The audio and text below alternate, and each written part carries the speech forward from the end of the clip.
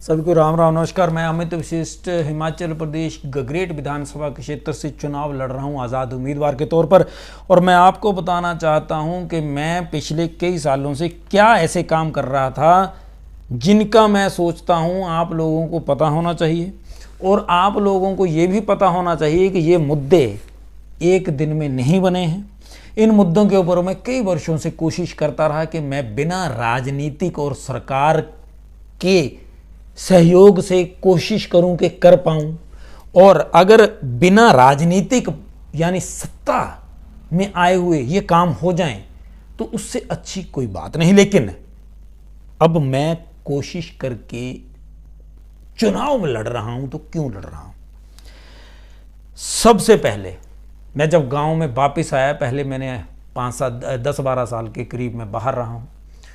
उसके बाद जब मैं गांव में आया तो मैंने एक चीज़ महसूस करी 2015 में कि गांव में हमारे बच्चों के खेलने के लिए कोई झूले वगैरह नहीं है।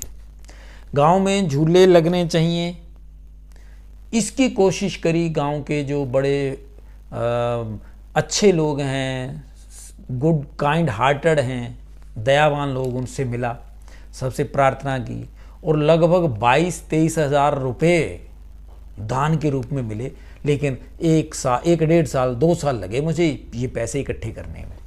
फिर झूले लगाए गए गवर्नमेंट प्राइमरी स्कूल ओएल में, अभी भी हैं अब उनमें से कुछ एक टूटे तो मैं रिपेयर नहीं करवा पाया क्योंकि मेरे पास बजट था ही नहीं। वो जो झूले भी लगे तो समाज की तरफ से लोगों ने लगाए, पैसे दिए, आइडिया था मन में, लेकिन मेरे रिसोर्सेज लिमिटेड हैं। फिर उसके बाद क्या हुआ? सिर्फ वही नहीं किया, मैं गांव के हर बच्चे को खेलता देखना चाहता था। तो कोशिश क्या करी कि गांव में हर दूसरे तीसरे महीने खेल मेला, खेल मेले के आयोजन में 3 साल के बच्चे से लेकर के 100 साल के बुजुर्ग तक को पार्टिसिपेशन के लिए बुलाया गया, बताया गया उनको। अगर आप नेट पे देखना चाहें और इवन मेरे यूट्यूब चैनल पे भी आपको वीडियोस मिलेंगे। और ये प्रोसेस कोरोना काल तक चला। कोरोना के बाद से नहीं ऑर्गेनाइज हो पाया, कारण बताऊंगा अभी आने वाले मेरे शब्दों में, थोड़ा ध्यान दीजिएगा। उसके बाद हुआ क्या? सिर्फ वही नहीं, उस दौरान पेड़ लगाओ स्वां बचाओ अभियान भी दूसरी तरफ चला हुआ था।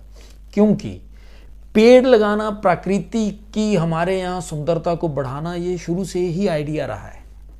हम क्या करते थे कि जो आम के सीजन में गुठलियाँ आम की होती उनको लेना और लिफाफों में सारा लगा करके अपनी पौधे तैयार करना। जामुन के पौधे, पीपल मैं नालियों से उखाड़ लिया करता था। बड़ के पेड़, उन्ना जो पुराना बस स्टैंड था उसकी छत पे भी थे, मैं लेकर के वहाँ से भी आया। डीसी ऑफिस के पास जो पुराना हॉस्पिटल है, आयुर्वेदिक हॉस्पिटल, उनकी नालियों में बड़े पीपल हुआ करते थे, मैं वहाँ से लेकर के आता था। और कई जगह से एहसान नहीं करता था, लेकिन मैं बता रहा हूँ, हमने पौधे तैयार करे, जंगलों में लगाए भी, अपने गांव के जंगल में। सक्सेस रेट कम रहती है क्योंकि जब पौधे लगा दिए, अब किसी बार गर्मी ज़्यादा पड़ गई और गर्मी के 5-7 दिन बड़े ज़्यादा गर्म होते हैं और उस दौरान पौधे मर जाते हैं। ये सक्सेस रेट बड़ी कम हो गई हमारी। बैणीधर हमारे यहाँ जंगल में जाकर के एक मंदिर है भगवान शंकर का, बड़ा ही प्रसिद्ध गांव में, और बड़ा ही ऐसा माना जाता है कि पूरा है, बड़े लोग पूजा श्रद्धा भाव से करते हैं। वहाँ भी पौधे लगाए थे, सबसे पहले वहीं लगाए थे 4 पौधे और वो सक्सेसफुल हुए। बरसात के बाद एक बार देखा तो मतलब 6-7 फीट ऊंचे गए हुए थे, लेकिन जब बरसात पूर्ण हुई उसके बाद जाकर के देखा तो उसकी जड़ें भी नहीं थी क्योंकि खा गए जानवर। हमारे पास इतने पैसे नहीं थे कि उसकी जाली लगा पाए आसपास। ठीक है, प्रोसेस फिर भी चलता रहा। हम पौधे लेकर के आते थे, लोग पैसे दे देते थे उससे और हम बांट देते थे। फिर सोचा कि बांटते हैं लोगों को ये पौधे, ताकि अगर 1 या 2 कोई लगाएगा तो शायद उसकी केयर वो ज़्यादा कर पाएगा। उसके साथ साथ पैदल यात्राएं शुरू करें। ऊना तक गए हम कई बार, ज़्यादा लोग नहीं होते थे, 2-3-4, इससे ज़्यादा नहीं बढ़ पाई संगत हमारे साथ। ठीक है, उसके बाद फिर हमने सोचा कि हम वन विभाग से पौधे लेते हैं। हमने स्ट्रैटेजी तैयार करी कि 10,000 पौधे हमारे जिला ऊना के गगरेट विधानसभा के क्षेत्र में लगा देंगे। इसके क्षेत्र में क्यों लगा देंगे?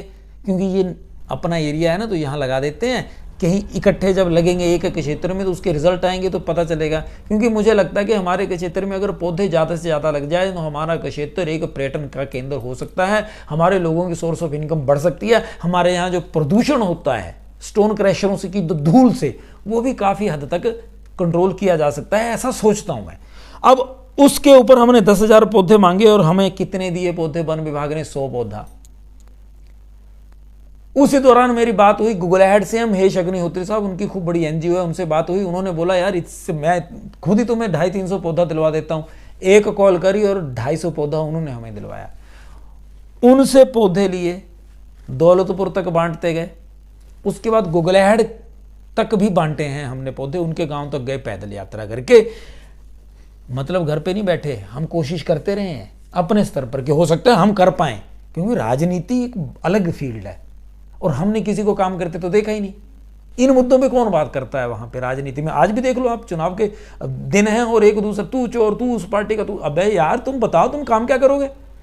खैर, फिर ये सब हुआ 2 साल, यानी 2022 में कोरोना के बाद से बहुत ज़्यादा कॉम्प्लिकेशन सबके हैं, बच्चों में खास करके हुई।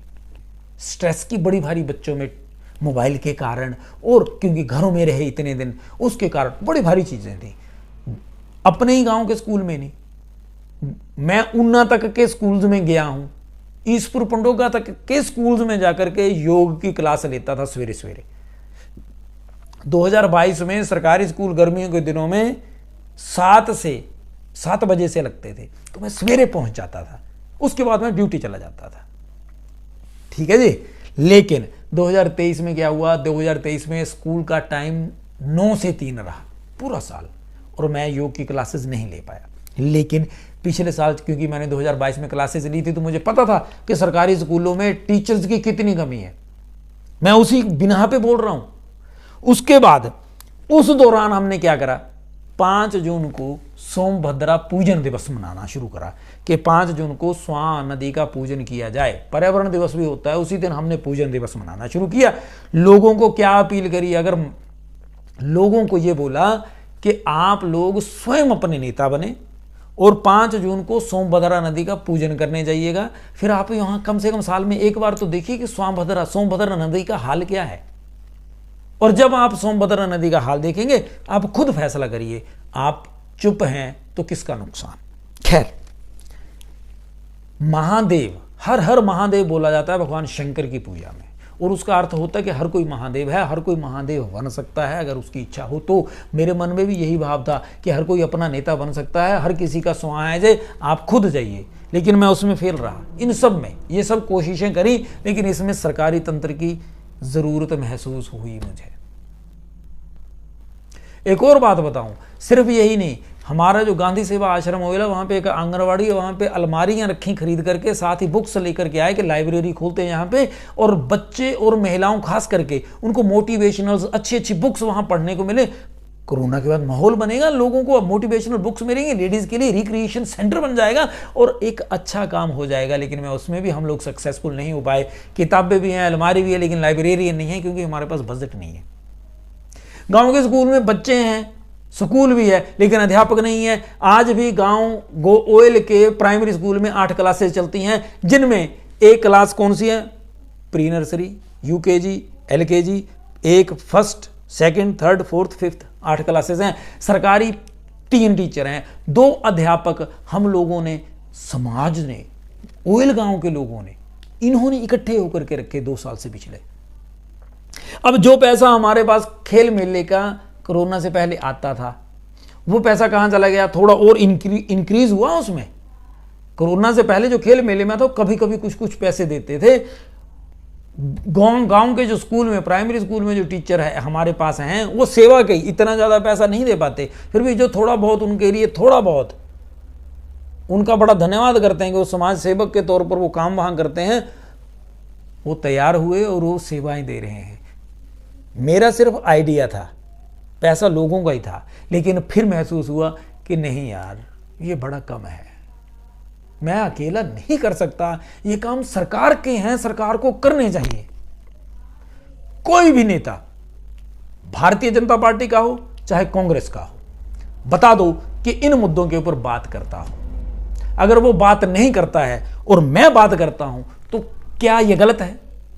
आपसे प्रार्थना है, आप कमेंट करिए, आप बताइए, और आप यह भी बताइएगा कि अगर ये मुद्दे नेता ना उठाएं तो क्या हमारी जिम्मेदारी नहीं है? क्या हम सरकार का हिस्सा नहीं है? सरकार का मतलब क्या होता है? सरकार का मतलब है लोगों का, लोगों द्वारा लोगों के लिए, यही सरकार है। तो मैं भी तो सरकार हूं, आप भी सरकार हैं, हम सब सरकार हैं। हम ये क्यों सोच लेते हैं वो एमएलए बन गया उसकी जिम्मेदारी है, भैया सरकार नहीं करती। अरे भाई सरकार से हमें करवाना पड़ता है, नहीं करवाएंगे, नहीं करता है कोई, हम करवाएंगे, हम सिस्टम में घुसेंगे, हमें पता तो चले क्यों नहीं करते ये काम। ठीक है ना? कोशिश करेंगे, हम कोशिश करेंगे इन मुद्दों के ऊपर काम करने की, सफल भी होंगे, क्योंकि जब कोशिश की जाती है तो सफलता प्राप्त होती है। आपसे प्रार्थना है आप अपने कमेंट्स और सजेशंस जरूर दीजिएगा। अमित वशिष्ठ की तरफ से सभी को राम राम।